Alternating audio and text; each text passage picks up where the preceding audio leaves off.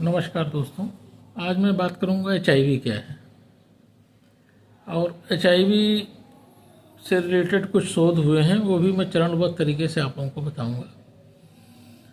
HIV एक virus है जो शरीर की इम्यून सिस्टम को वीक करता है, विशेषकर CD4 T सेल को नुकसान पहुंचाता है।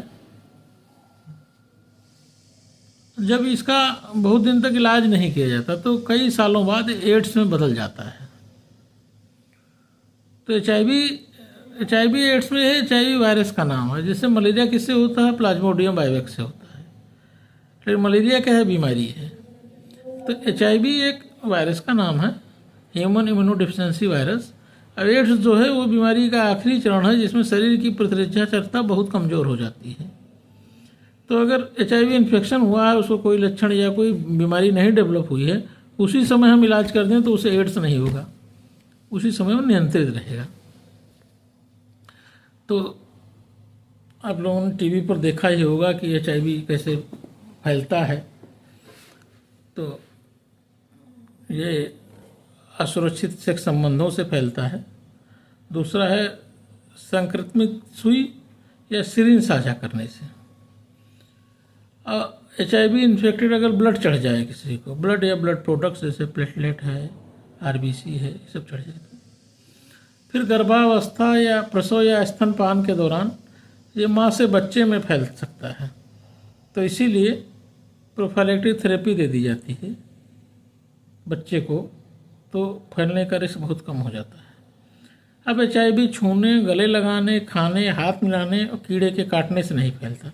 मच्छर HIV को नहीं ट्रांसफ़र कर सकता। लोग HIV के मरीजों को छोड़ देते हैं। हमारे पास HIV के मरीज आते हैं तो हम उन्हें इन्वेस्टिगेट करके उनको सलाह दे देते हैं कि आप जाके नाको सेंटर है, वहाँ जाकर अपना इलाज करा लें। उनकी इमरजेंसी मैनेज करते हैं और उनका जो होता है उनका डायग्नोस करके उनको भेजते हैं। कभी कभी कुछ मरीजों का ऐसा हो जाता है कि उनको BP है, शुगर है, HIV है, तो नाकों की दवाई तो HIV की दवाई तो नाकों से लेते हैं, क्योंकि हम प्राइवेट में उसको नहीं देते हैं, बहुत महंगी पड़ती है। और सरकार का जो नाकों वाला सिस्टम है बहुत अच्छा है, उसमें उनकी जांचें भी मुफ्त होती हैं, दवाइयाँ भी मुफ्त दी जाती हैं, तो उन पर भेज देते हैं। और बाकी जो उनकी और मेडिकल कॉम्प्लिकेशन वो हम लोग मैनेज करते हैं, क्योंकि हमें पता है HIV छूने, गले लगाने, हाथ मिलाने से नहीं फैलेगा। तो ये परिवार को भी चाहिए कि इन सब चीज़ों में कि साथ में ना खाना खाएं, उनकी थाली आप अलग कर दें। बहुत डर लग रहा है, थाली अलग कर दें, लेकिन घर में खाना तो दें। लोग कमरे से अलग कर देते हैं, नीचे दूर से खाना देते हैं, मुंह में कपड़ा बांधे रहते हैं। ये सब नहीं, HIV इससे नहीं फैलेगा जब तक ब्लड टू ब्लड ट्रांसफ़र नहीं होगा, और या तो जब तक वो असुरक्षित यौन संबंध नहीं बनेगा। तो ये दो चीज़ें ऐसे मरीजों से अवॉइड करनी चाहिए कि उनका ब्लड किसी को ना चढ़ने पाए, उनकी यूज की हुई सुई किसी को ना लग जाए, और तीसरा जो है अनप्रोटेक्टेड सेक्स ना हो। तो अगर 3 चीज़ें परहेज रखी जाए तो HIV वाले भी, HIV के साथ वाले मरीजों के साथ आप नॉर्मल जीवन जी सकते हैं। अब कौन से फ्लूइड से HIV फैल सकता है? तो एक तो ब्लड है, एक सीमन है, एक रेक्टल फ्लूइड्स हैं, एक वजाइनल फ्लूइड्स हैं, ब्रेस्ट मिल्क है। इन सबसे HIV फैल सकता है। शुरुआती लक्षण जो 2 से 6 हफ्ते में आते हैं, इसमें बुखार है, थकान है, गले में दर्द है, शरीर में दर्द है, दाने हैं, और कभी कभी जो लिम्फ नोड होते हैं उनमें सूजन आ जाती है। बहुत दिनों बाद जब पूरी तरह से इम्यून सिस्टम गड़बड़ होने लगता है, तब जो उसका लक्षण आता है, वजन कम होना, बार बार संक्रमण होना, रात में पसीना आना, दस्त होना, बुखार आना, मुंह में छाले पड़ जाना, बार बार खांसी आना, इस तरह से मरीज आता है। मुंह में छाले अगर पड़े होते हैं और वेट कम होता है, और किसी को अनडायग्नोस्ड फीवर है, तो HIV की संभावना ज़्यादा रहती है। उसका टेस्ट कराना चाहिए with proper counselling of patients. तो HIV के लिए कुछ टेस्ट होते हैं, जैसे एलाइजा है, वेस्टर्न ब्लॉट है। Western blot is confirmatory.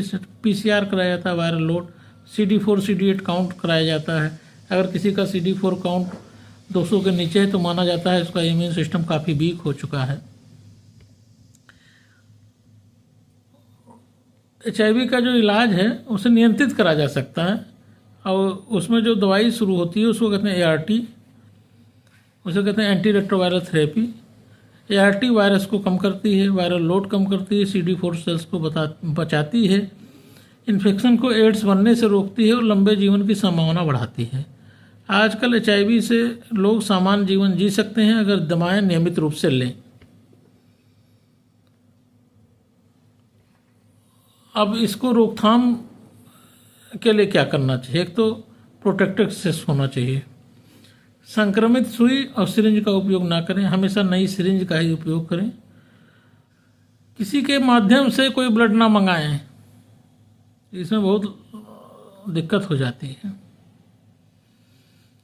Proper screen किया हो ब्लड, बहुत कम पॉसिबिलिटी है कि उसमें HIV के हो सकते हैं, बहुत रेयर। HIV वाली माँ का कोई पेशेंट HIV पॉजिटिव प्रेग्नेंट है तो उसका ART का इलाज शुरू कराएं। हाई रिस्क में रहने वाले लोगों की बार बार जांच होनी चाहिए। इसमें पोस्ट एक्सपोजर प्रोफाइलेक्सिस जो होती है, किसी को HIV संक्रमित पेशेंट की सुई अगर चुभ गई है, अधिकतर इससे हमारे पैरामेडिकल स्टाफ कभी भी दिक्कत में आते हैं, तो संक्रमण के 72 घंटों के अंदर पोस्ट एक्सपोजर प्रोफाइलेक्सिस दी जाती है। वो नाको सेंटर में इजीली अवेलेबल है पोस्ट एक्सपोजर किट, और वो 28 दिनों तक चलती है। कुछ जो इससे रिलेटेड भ्रांतियां हैं वो है कि HIV हवा से नहीं फैलता। HIV से मृत्यु नहीं होती अगर इलाज सही समय पर शुरू हो जाए।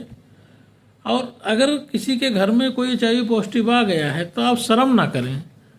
होता है हम लोग पास आ जाते हैं, इतनी मेडिकल कंडीशन सीरियस रहती है और बाद में बताते हैं मरीज को HIV है। और उसमें क्या होता है, कभी कभी एक्सपोजर हम लोगों का भी हो जाता है, क्योंकि HIV positive non HIV positive में हम लोग अगर HIV पॉजिटिव रहता है तो बहुत सावधानी से अपना काम करते हैं, ग्लव्स पहनते हैं, हर बार हर इंजेक्शन लगाने से पहले ग्लव्स पहनते हैं। मान लो इंटूबेट करना होगा तो ग्लव्स पहनेंगे, मास्क पहनेंगे। अगर नॉन HIV पॉजिटिव है, जैसे जनरल पॉपुलेशन आती है, तो कभी इतनी इमरजेंसी होती है, सब पहनने का टाइम नहीं मिलता, जल्दी जल्दी सारा काम करना होता है। तो अगर बता दें तो पैरामेडिकल स्टाफ भी आप ही के परिवार के लोग हैं, वो भी सब चीज़ से बचे रहेंगे। तो और शर्म के नाम पर HIV के मरीज पॉजिटिव है वो घर पे बैठा रहेगा, इलाज एक आध महीना खाएगा, उसके बाद बंद कर देगा कि सब जान जाएंगे। अब शर्म की वजह से इलाज देर से शुरू करेगा, इलाज देर से शुरू करेगा तो बीमारी कंट्रोल नहीं होगी। तो शर्म नहीं करनी है।